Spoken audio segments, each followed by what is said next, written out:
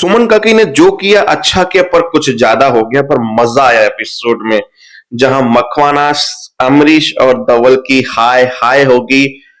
मोर्चे निकलेंगे और पुलिस वाला भी उनकी दुश्मनी निकालना चाहता है, क्योंकि उसको प्रमोशन चाहिए, पेपर में नाम चाहिए। इसके लिए मखवाना के ऊपर पुलिस सपोर्ट करेगी, वो भी ज्यादा एक्स्ट्रा केयरिंग ऐसे केस में, ताकि ये केस बड़ा बन जाए। और वहां, चलो बताता हूँ, कहानी को फोकस करते हैं।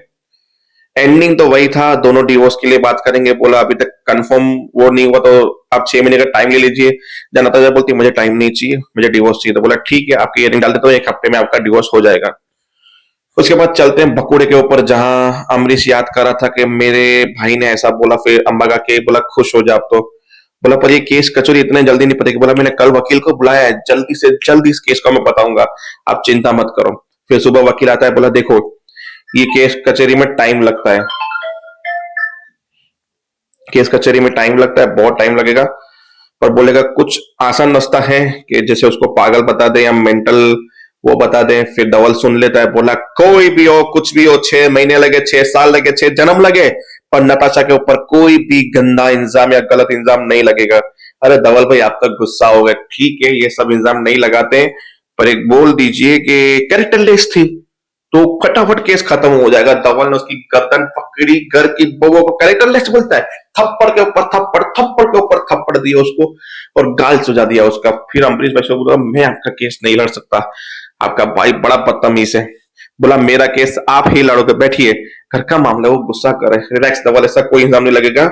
आई नो हमारे घर की बहू थी, इसके लिए सिंपल तरीका कोई भी निकालो केस को फटाफट खत्म करने के लिए। और ये चेक लो, ब्लैंक चेक दे रहा हूँ, जितनी अमाउंट बढ़नी है बढ़ो, पर केस आप ही लड़ोगे, ठीक है। फिर वो वकील माना, रिलैक्स हो। धवल को बोला इतना ही प्यार है तो छोड़ क्यों रहा है अपनी बीवी को। फिर वकील चला गया।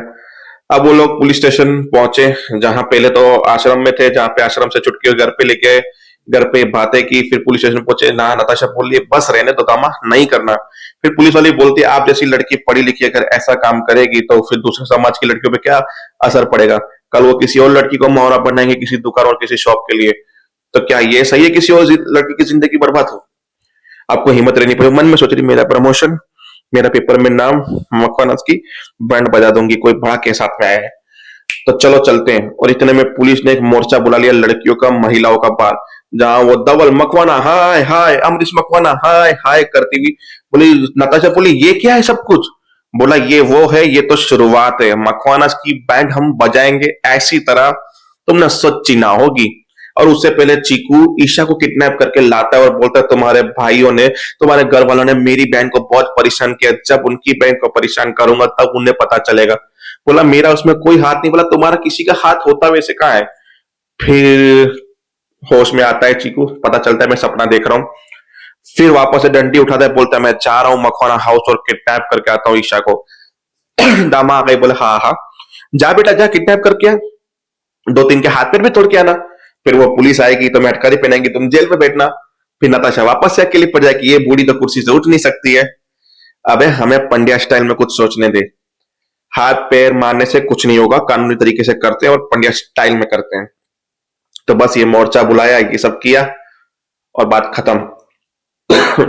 तो देखते ही मोर्चा नताशा लेके निकल तो चुकी है, उसका मन बिल्कुल नहीं है, पर दामा उसका हाथ पकड़ के बैठी और बोली चुपचाप मोर्चे में साथ में चल।